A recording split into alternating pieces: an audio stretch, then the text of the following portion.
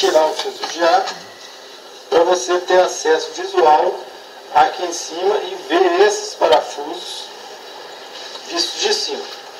O primeiro parafuso, esse aqui, que tem a pontinha cônica, ele é um parafuso de regulagem da aceleração primária, que o pessoal chama de marcha lenta. O buraquinho dele é esse daqui, e você vai ter acesso nele por esse buraco. Os outros dois parafusos você vai ter regulagem através desses dois buraquinhos aqui.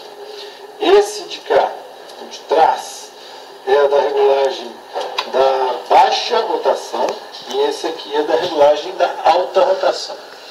Como que a gente vai fazer então? Primeiro você vai ter que ligar a motosserra. A partir do momento que você ligou, você vai acelerar essa motosserra, girando aqui, sentido horário, até ela atingir uma aceleração boa, a faixa dos 4.000 giros, 4.000 RPM. Quando você já estiver com ela ligada nessa aceleração, aí você vai atuar nesse parafuso aqui, esse daqui, que é nesse primeiro furo aqui. Você vai girar ele até você encontrar a aceleração mais forte para essa regulagem aqui que você colocou.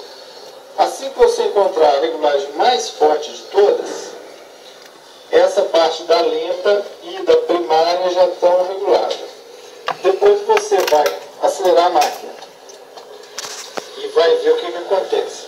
Se ela der uma aceleração boa, subir o giro bem, provavelmente ela já está regulada alta também, que é aqui. Mas aí, se não tiver, o que a gente vai fazer? Você vai abaixar o giro, e nesse momento ela vai estar em alto giro.